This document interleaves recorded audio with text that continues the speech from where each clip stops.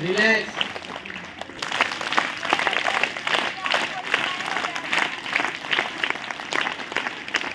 Relax. Start करने हैं। श्रेय तुमको ही मानना है। स्कूल में ही पैसे का महत्व बताया जाता है कि पैसा कितना महत्वपूर्ण है। आप जान लीजिए कि पैसा नहीं है तो आप अब इस समय जैसे गर्मी आ गई, पैसे की बात कर रहा हूँ, गर्मी आ गई। अभी एक लड़का कह रहा था मैंने कपड़ा साफ कर दिया, कल छुट्टी थी ना, कपड़ा साफ कर दिया, सूखा नहीं था, कुछ कह रहा है। हाइजीन कहने पर आपके दिमाग में क्या चल रहा है, आप बताओ, कौन बताएगा? डरो नहीं, अगर मन करता था आप बताओ। अब बोलना पड़ेगा तो कहीं न कहीं तो बोलना पड़ेगा, नहीं हो जाए तो ठीक है। स्वच्छता एक कारक है स्वस्थ रहने के। आपके दिमाग में क्या आने लगता है? आपके सामने आए या दिमाग में आपको एकाएक आ जाए तो इसका ये मतलब हुआ है कि हमें स्वस्थ रहना चाहिए। और स्वस्थ केवल शरीर से नहीं, माइंड से भी। ये स्वस्थता और ये स्वस्थता दोनों जरूरी है। शरीर स्वस्थ रहे और माइंड अस्वस्थ है तो काम कर पाओगे? अगर शरीर स्वस्थ है, आप बहुत मोटे ताजे हैं, लेकिन दिमाग आपका अस्वस्थ है, मानसिक रोगी हो गए हैं, तो क्या आप काम ढंग से कर पाओगे? तो हमारे लिए दोनों जरूरी है, मानसिक स्वस्थता और शारीरिक स्वस्थता। तो आजकल गर्मी है, गर्मी आज मालूम देने लगी गर्मी है। अभी कल तक हम भी जैकेट पहने थे, आप भी पहने थे कुछ न कुछ। तो गर्मी है ना, तो गर्मी में समस्या किस चीज की आती है? जैसे बच्चे हो तुम सोचते नहीं होंगे, लेकिन जो थोड़ा सा सयाने हो वो सोच सकते हैं। गर्मी में सबसे ज्यादा परेशानी किस चीज की आती है? बोलो, गर्मी में हमको परेशानी किस चीज की आती है?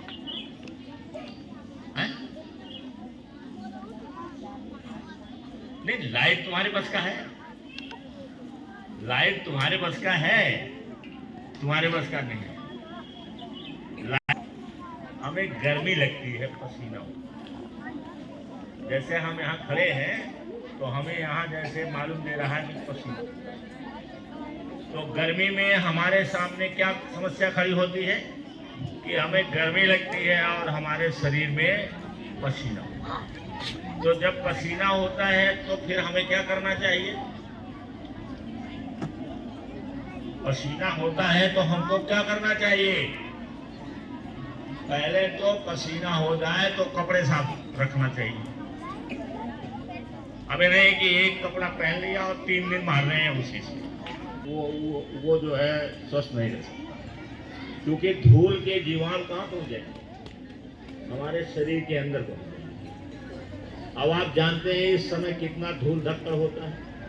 सड़क मॉडर्न मऊवैसी बाजार, जहाँ पर 2-4 लोग पहले थे, आज वहाँ जाम लगता है। काल में जब हम पढ़ते थे, आज बौलिया पर जाम लगता है। और बगल से जाओ और अगर कोई बगल से गाड़ी निकलेगी, पास करके जाएगी तो वो सड़क से कोई झाड़ू वाड़ू तो लगाता नहीं है कहीं सड़क पर, क्योंकि कल्चर है यहाँ काम हम करना नहीं। तो बगल में वो धूल हो जाती है और लोग भूखे रहते हैं, बगल में लोग खड़े होकर के पेशाब भी कर लेते हैं उसी में, क्योंकि हमारे यहाँ कोई ऐसी व्यवस्था नहीं। आप पहले हम बता रहे हैं, सुन लो। तुम्हारा मन करेगा तो करना, नहीं तो तुम्हारा मन करेगा मत करना। तो उन लोगों की बात मानना जो कुछ जानते ही नहीं है। जैसे सड़क के किनारे गाड़ी बगल वाली पास हुई, बोलेरो है या कोई है, कोई गाड़ी है, पास हुए तो बगल से इतना धूल निकलता कि सामने दिखाई नहीं पड़ता, सामने वो धूल में ऐसे देख नहीं। अभी कल मैं आ रहा था, क्योंकि तभी तो याद आता है जब सामने पड़ती है बात। कल मैं आ रहा था यही बौलिया के इसके बीच में, तो मुझे लगता है कौन सा गाँव है वो, गोपलापुर से आगे, अरे वो ढोल बजवा कहते हैं क्या कहते हैं, इतना धूल आई कि सामने हमें दिखाई नहीं पड़ रहा था कि धूल में से देखे कोई दूसरा गाड़ी तो नहीं लेके आ रहा, और सब धूल कहाँ गई, हमारे सिर पर आई। धूल में है क्या, धूल होती क्या है, डस्ट क्या होती का टट्टी करने गया। मैथमेटिक्स मुझे भी खुद नहीं मालूम है, तो तुमसे क्या पूछूं। मैंने कहा पूछूं, जरा ध्यान से सुन लेना, बहुत ध्यान से सुनना, बहुत ध्यान से सुन लेना। फिर मैंने क्या प्रश्न किया, मैंने कहा जिस अखबार पर समोसा भी टूट गया उसी अखबार पर, चटनी भी वही बिखरी पड़ी है अखबार पर, अब उसको तोड़ करके चटनी को ऐसे तोड़ करके खा रहे हैं। तो मैंने कहा कि ये बताओ कि जिस अखबार खा रही है, तुम लोग खा रहे हो, वो अखबार कितनी यात्रा करने के बाद आया है। मामला मैथमेटिक्स से कठिन हो गया। मैंने कहा कि जिस अखबार पर तुम समोसे खा रहे हो और जिस अखबार पर चटनी रखी, वो अखबार कितनी यात्रा करने के बाद पहुंचा है तुम्हारे पास, नहीं बता पाई। तब मैं दाएं साइड में बोला जो बायोलॉजी वाले, मैंने कहा तू बता, तू तो बायोलॉजी वाली, तू बता। उसने कहा नहीं समझ। हमने कहा फिर से सवाल को दोहरा दो। मैंने कहा जिस अखबार पर समोसा रख करके और चटनी रख करके तुम खा रही हो, आप किस पर खा रहा है, अखबार पर खा रहा है, अखबार पर। उसके बाद एक हिम्मत नहीं है कि हमको जो दो वो हमें चाहिए किस पर,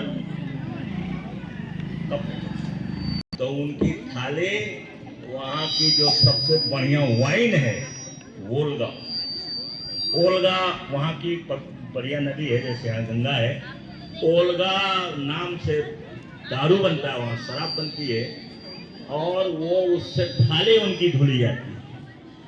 क्यों शराब से धोया गया थाली उनका, बोलो। क्योंकि शराब थाली को जर्मीसाइड कर देगा। किसने ताली बजाया पहले, यहाँ पसीना हो गया गर्दन पर, जरा छू, जरा छू, कौन सी साइड में, तब जो लोग नाक छिड़के रहेंगे और थूके रहेंगे और कुत्ता ऐसे उठा करके पेशाब कर दिया, तो बोलो कितने ड्रेस की जरूरत है, कम से कम, नहीं तो हर हफ्ते में एक ड्रेस डाला रहना चाहिए। चलो तीन ठीक। और यहाँ पर तुम्हारे पास क्या है, तुम्हारे मम्मी पापा क्या कहते हैं, इसके बाद हमारी बात न सुनो, तुम्हारे मम्मी क्या पापा क्या कहते हैं, क्या हुई 50, कहाँ इतना पैसा कहेंगे ना, तो क्या इससे अमीर बन जाओगे, बोलोगे यहाँ पर। मैंने कहा जो बोलोगे वही होगा, बोलोगे गरीबी और निकलेगा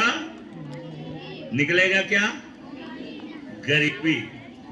और आप निकलना क्या चाहते हो, अमीरी, तो बोलोगे गरीबी और निकलेगी अमीरी, ऐसा संभव है। बोओगे गेहूं और निकलेगा उसमें से चना, है? आटा के चक्की में डालोगे गेहूं और वहां बैठ के खड़ा होकर के प्रार्थना करो कि हे भगवान, हे माता रानी, इसमें से मुझे आटा की नहीं जरूरत है, मुझे चने की आटा की जरूरत है।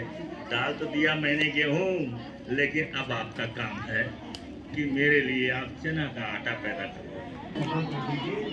घर निकाल लो, निकल जाएगा, निकलेगा। जो डालोगे वही पिसेगा, जो सोचोगे वही निकलेगा। तो सोचो गरीबी, हम निकले अमीरी, वो है। इसलिए अमीरी की बात सोचो, गरीबी की बात नहीं सोचना है ना। गरीबी की बात, झूठ से परहेज। वो घर में अगर आपके माता पिता को झूठ बोलता है तो आप छोटे बच्चे हो, माता पिता को लज्जित हो जाएंगे। आप सीखो, क्योंकि आपको खुशहाल रहना है, आपको स्वस्थ रहना है, आपको सुंदर रहना है, आपको बढ़िया रहना है। Thank you very much.